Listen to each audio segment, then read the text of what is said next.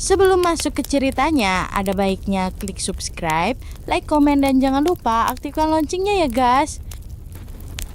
Malam musim dingin di Yunani kuno, 23 Desember tahun 373 sebelum Masehi. Di kota Helike, pusat peradaban di kawasan Achaea, orang-orang hidup makmur. Mereka memuja Poseidon, dewa laut yang perkasa, sekaligus takut pada murkanya. Helike bukan kota biasa. Ia dikenal sebagai kota metropolis di zamannya. Memiliki kuil megah Poseidon Helikonian, menjadi pusat perdagangan, bahkan memimpin Liga Achaean, semacam aliansi politik di Yunani kuno.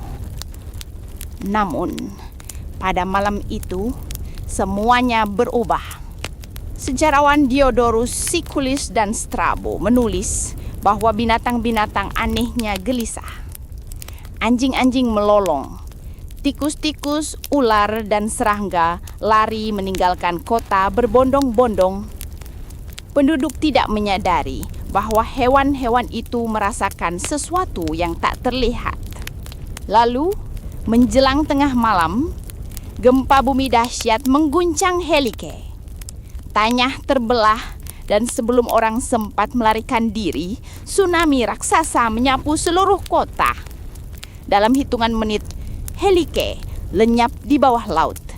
Tidak ada yang tersisa kecuali kisah tentang kota yang hilang yang diceritakan turun-temurun selama berabad-abad. Bahkan sejarawan terkenal seperti Pausanias di abad kedua setelah Masehi menulis, kota Helike dan seluruh warganya tenggelam ke dasar laut. Hanya kuil Poseidon yang puncaknya terlihat dari permukaan air. Kisah Helike begitu legendaris, sampai-sampai banyak yang menyebutnya Atlantis versi Yunani. Namun, di mana tepatnya kota itu? Mengapa ia hilang begitu cepat? Ilmu pengetahuan modern akhirnya memberikan jawabannya.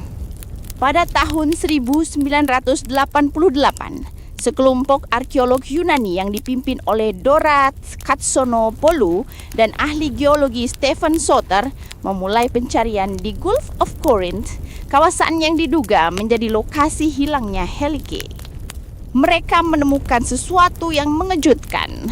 Lapisan lumpur yang mengandung sisa-sisa bangunan kuno, fragmen keramik dari zaman klasik Yunani, dan bahkan koin-koin perunggu dengan lambang Poseidon. Berdasarkan data geologi, wilayah itu ternyata berada di zona patahan seismik aktif. Gempa besar diikuti oleh fenomena likuifaksi ketika tanah padat berubah jadi lumpur cair akibat guncangan, membuat seluruh kota amblas ke bawah air dalam semalam. Penanggalan radiokarbon menunjukkan benar, semua itu berasal dari sekitar tahun 373 sebelum Masehi. Jadi, setelah 2000 tahun, misteri Helike akhirnya terpecahkan. Kota yang hilang itu nyata, ia bukan sekedar legenda. Hari ini, runtuhan Helike berada beberapa meter di bawah tanah dan air dekat desa modern Nikolaika, Yunani. Tempat itu kini menjadi situs arkeologi yang menyimpan sisa-sisa kehidupan manusia yang lenyap hanya dalam semalam. Kisah Helike adalah peringatan dari sejarah bahwa di balik kejayaan manusia, alam selalu punya kuasa untuk mengubah segalanya dalam hitungan detik.